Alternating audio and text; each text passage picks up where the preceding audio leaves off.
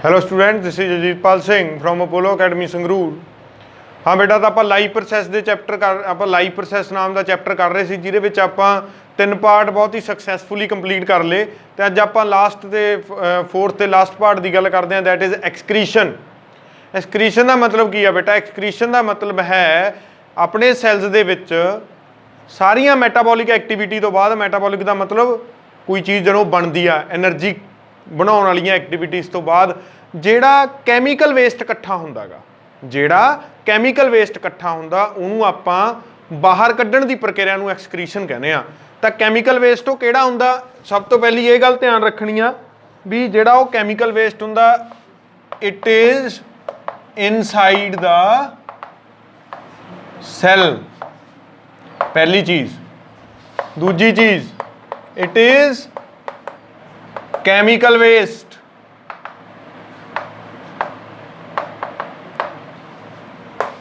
तीजी चीज, nitrogenous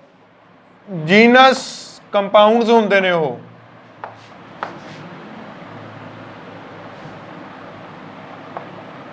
as waste, ठीक है जी। चौथी चीज जिहड़ी एक्सक्रीशन लई जरूरी आ वो की है? Excretory system is fundamentally the kidneys. किडनियां होंदियां ने एक्सक्रीटरी सिस्टम का fundamental part, main part. Kidney दे विच किहड़ा हिस्सा एक्सक्रीशन करदा? That is called nephron. Nephron, nephron is the functional unit of kidney and causes removal of nitrogenous waste। हाँ जी, नैफ्रॉन हुंदा जिहड़ा वो नाइट्रोजीनस वेस्ट नूं बाहर कढ लैंदा। की चों बाहर कढ लैंदा? अपने ढिड चों बाहर कढ़दा है? नहीं, ब्लड चों बाहर कढ़दा है, क्योंकि ट्रांसपोर्टेशन का काम ब्लड करता है। जिहड़ा आपां फीकल मैटर बाहर कढ़दे आ, जिन्हों तुसीं आम लैंग्वेज पोटी कहने हो, that is not excretion, that is egestion. तुसीं कहोगे सर उन्होंने एक्सक्रीशन क्यों नहीं कहा जाता?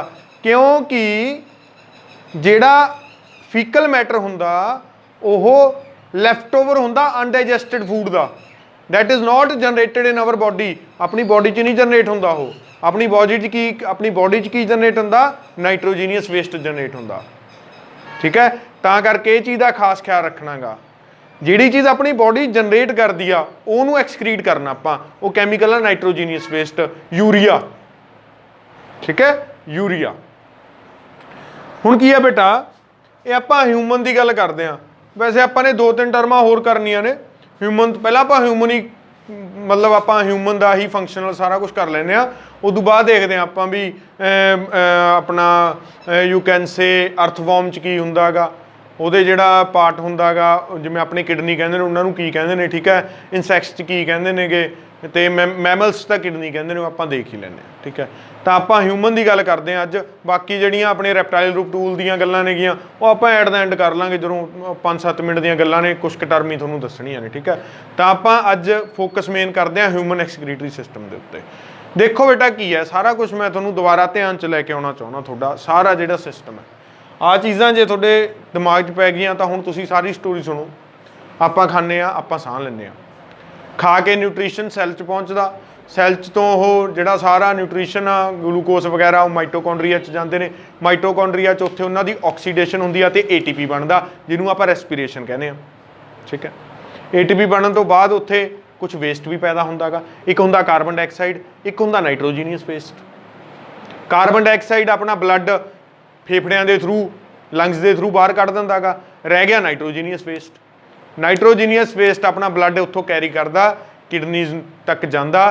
किडनी दे विच नैफ्रॉन नाम का एक फंक्शनल यूनिट है, उस करोड़ां ही नैफ्रॉन्स ने अपनी किडनी दे विच। नैफ्रॉन का भी स्ट्रक्चर करांगे, असल दे विचों कोई ज़्यादा वो बहुत ही एक गुंझलदार ट्यूबां ने, एक दूजे उत्ते ट्यूबां लिपटियां हुई ने, दैट इज़ कॉल्ड नैफ्रॉन। ठीक है, ਉਹ ਕਿਡਨੀ ਦੇ ਵਿੱਚ ਇੱਕ ਫੰਕਸ਼ਨਲ ਯੂਨਿਟ ਹੈ, ਉਹੋ ਜਿਹੇ ਕਰੋੜਾਂ ਫੰਕਸ਼ਨਲ ਯੂਨਿਟ ਕਿਡਨੀ ਦੇ ਵਿੱਚ ਨੇ, ਤੇ ਉਹ ਲਗਾਤਾਰ ਆਪਣੇ ਖੂਨ ਨੂੰ ਸਾਫ਼ ਕਰੀ ਜਾਂਦੇ ਨੇ, ਨਾਈਟ੍ਰੋਜੀਨੀਅਸ ਵੇਸਟ ਨੂੰ ਆਪਦੇ ਵਿੱਚ ਖਿੱਚ ਕੇ ਕਿਡਨੀ ਦੇ ਵਿੱਚੋਂ ਯੂਰੀਨਰੀ ਬਲੈਡਰ ਤੱਕ ਟਰਾਂਸਪੋਰਟ ਕਰਦੇ ਨੇ। ਠੀਕ ਹੈ, ਹੁਣ ਉਹ ਸਿਸਟਮ ਕੀ ਆ, ਕਿਡਨੀਜ਼ ਕਿੱਥੇ ਨੇ, ਠੀਕ ਹੈ, ਯੂਰੇਟਰ ਉਹਦੇ ਵਿੱਚੋਂ ਕੀ ਨਿਕਲਦੇ ਨੇ, ਫਿਰ ਯੂਰੀਨਰੀ ਬਲੈਡਰ ਆ, ਫਿਰ ਯੂਰੀਨਰੀ, ਫਿਰ ਯੂਰੇਥਰਾ, ਠੀਕ ਹੈ, ਫਿਰ ਉਹ ਚੀਜ਼ਾਂ ਕੀ ਨੇ ਉਹ ਆਪਾਂ ਡਾਇਗਰਾਮ ਦੇਖਾਂਗੇ। ਹੁਣ ਦੇਖੋ ਕਿਡਨੀ ਕਿੱਥੇ ਹੁੰਦੀ ਆ, ਕਿਡਨੀ ਆਪਣੇ ਇੱਥੇ ਮੌਜੂਦ ਹੁੰਦੀ ਆ, ਠੀਕ ਹੈ, ਪਿਛਲੇ ਪਾਸੇ ਹੁੰਦੀ ਆ ਬੇਸਿਕਲੀ, ਇੱਥੇ ਕਿਡਨੀਆਂ ਲੱਗੀਆਂ ਹੁੰਦੀਆਂ, ਠੀਕ ਹੈ, ਅੱਗੇ ਨਹੀਂ ਹੁੰਦੀਆਂ ਉਹ, ਅੱਗੇ ਤਾਂ ਆਪਣਾ ਇੰਟੈਸਟਾਈਨ ਆ ਜਾਂਦਾ ਸਾਰਾ, ਇੱਥੇ ਤਾਂ ਪਿਛਲੇ ਪਾਸੇ ਹੁੰਦੀਆਂ ਕਿਡਨੀਆਂ, ਇੱਥੇ ਕਿਡਨੀਜ਼ ਹੁੰਦੀਆਂ ਨੇ।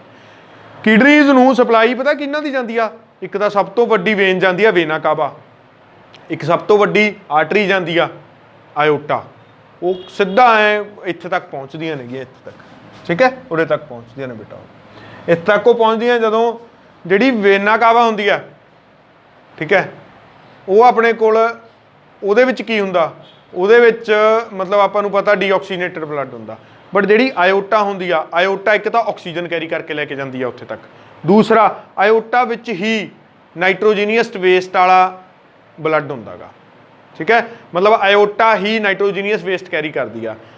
ਵੇਨਾ ਕਾਵਾ ਕੀ ਕਰਦੀ ਆ, ਆਕਸੀਜਨ ਤਾਂ ਹੁਣ ਯੂਜ਼ ਹੋ ਗਈ ਕਿਡਨੀ, ਕਿਉਂ ਕਿਡਨੀ ਵੀ ਜਿਉਂਦਾ ਰਹਿਣਾ, ਕਿਡਨੀ ਦੇ ਵੀ ਸੈੱਲ ਨੇ, ਉਹ ਆਕਸੀਜਨ ਯੂਜ਼ ਕਰ ਲੈਣਗੇ, ਆਕਸੀਜਨ ਯੂਜ਼ ਹੋ ਗਈ, ਨਾਲ ਦੀ ਨਾਲ ਉਹਦੇ ਵਿੱਚੋਂ ਨਿਕਲ ਗਿਆ ਨਾਈਟ੍ਰੋਜੀਨੀਅਸ ਵੇਸਟ।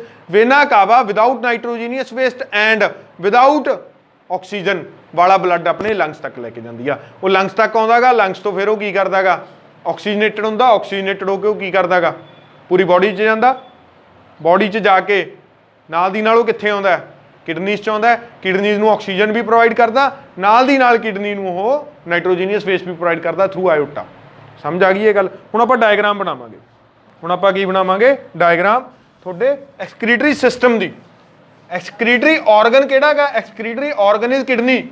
ਐਕਸਕ੍ਰੀਟਰੀ ਸਿਸਟਮ ਦੇ ਵਿੱਚ ਕਾਫੀ ਕੁਝ ਆ ਜਾਂਦਾ, ਠੀਕ ਹੈ ਜੀ। ਤਾਂ ਆਪਾਂ ਉਹਦੀ ਡਾਇਗਰਾਮ ਮੈਂ ਤੁਹਾਨੂੰ ਬਣਾਉਣੀ ਸਿਖਾਉਣਾ, ਇਹ ਯਾਦ ਕਰ ਲਿਓ, ਇਹ ਆਉਂਦੀ ਹੁੰਦੀ ਆ ਪੇਪਰ 'ਚ, ਲੇਬਲਿੰਗ ਆਉਂਦੀ ਹੈ ਇਹਦੀ। ਚਲੋ ਸ਼ੁਰੂ ਕਰੀਏ। ਸਭ ਤੋਂ ਪਹਿਲਾਂ ਤਾਂ ਮੈਂ ਰੀਨਲ, ਪਹਿਲਾਂ ਮੈਂ ਆਇਓਟਾ ਬਣਾਉਣਾ, ਇਹ ਆਇਓਟਾ ਬਣ ਗਈ,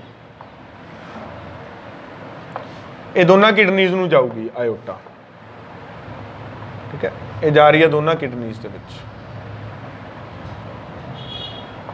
ਇੱਥੋਂ ਚਲੋ ਇਹ ਲੈਗਸ 'ਚ ਚਲੀ ਜਾਂਦੀ ਆ, ਇੱਥੋਂ ਐ ਆ ਗਈ ਨਾ, ਇੱਥੋਂ ਆਇਓਟਾ ਬੇਟਾ, ਇੱਥੋਂ ਸ਼ੁਰੂ ਹੋ ਕੇ ਆਏ ਸਾਰੀ ਇੱਥੇ ਤੱਕ ਪਹੁੰਚ ਕੇ ਅੱਗੇ ਇਹ ਲੈਗਸ 'ਚ ਚਲੀ ਜਾਂਦੀ ਆ ਆਇਓਟਾ।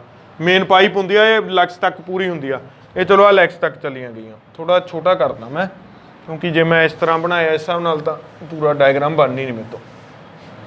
ਚਲੋ ਉੱਪਰੋਂ ਸ਼ੁਰੂ ਕਰਦੇ ਹਾਂ।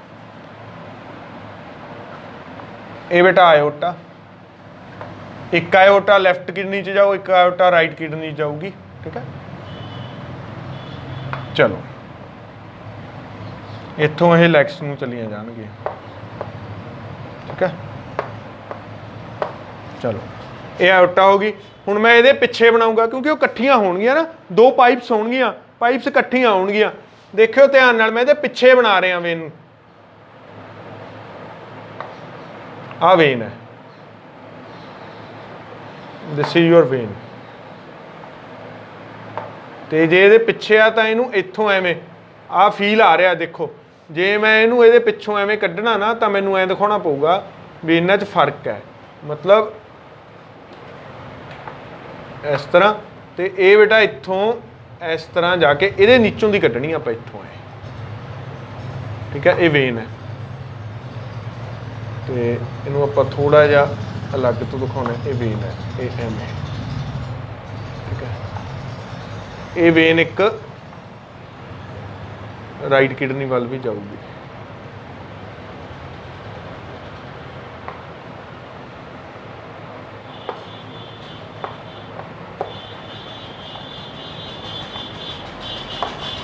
ਠੀਕ ਹੈ।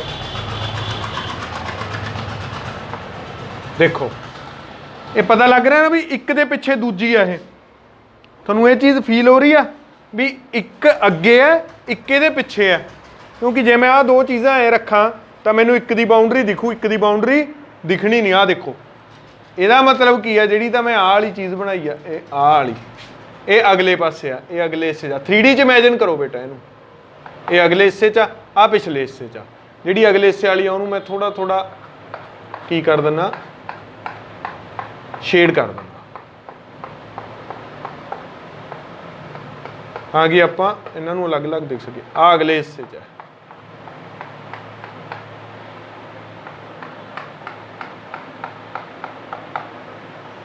ठीक है, ये अगे है शेडेड हिस्सा, वो ये पिछे है। तो इत्थे मैं किडनी बनाना बेटा, बीन शेप्ड,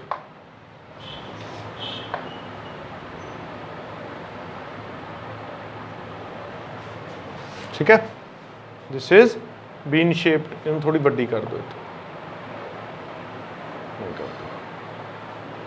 इनू भी थोड़ा जिहा बड़ा कर दो, या ये की होगी, ये होगी वेना कावा, ये होगी आर्टरी आयोटा,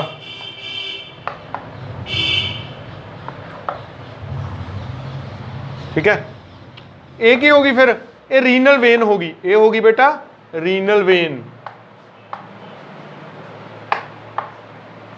रीनल का मतलब जी किडनी नाल रिलेटेड आ, किडनी नाल कोई भी चीज़ रिलेटेड होवे उहनूं आपां रीनल का नाम देवांगे। Then what is this, this is renal artery,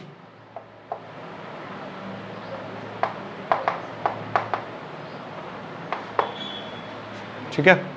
हुण की है, रीनल आर्टरी की कैरी कर दिया, रीनल आर्टरी कैरी कर दिया ऑक्सीजन प्लस नाइट्रोजीनस वेस्ट,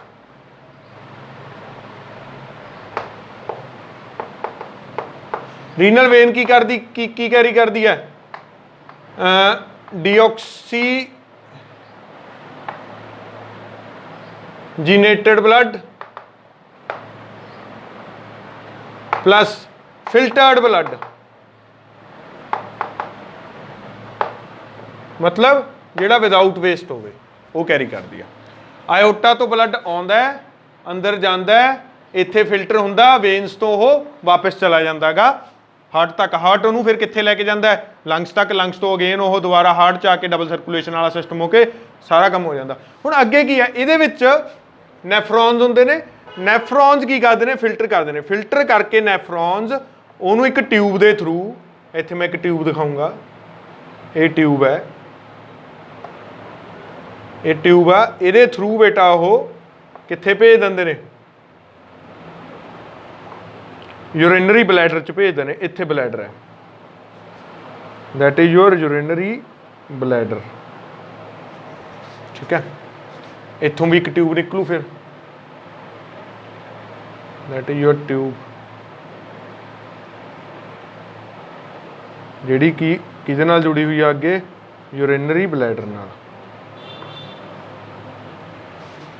ये ट्यूब नूं आपां की कहने आ, ये ट्यूब का नाम है बेटा यूरेटर, दोने ट्यूब्स का नाम की है यूरेटर,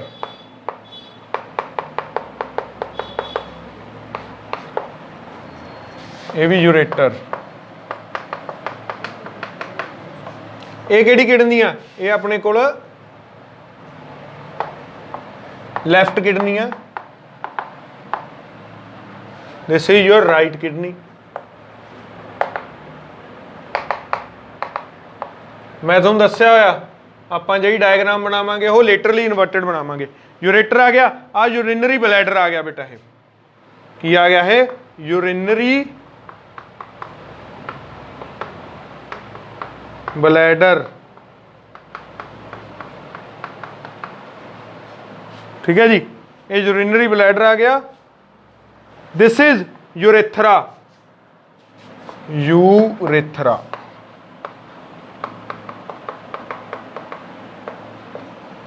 यूरेथ्रा, ठीक है।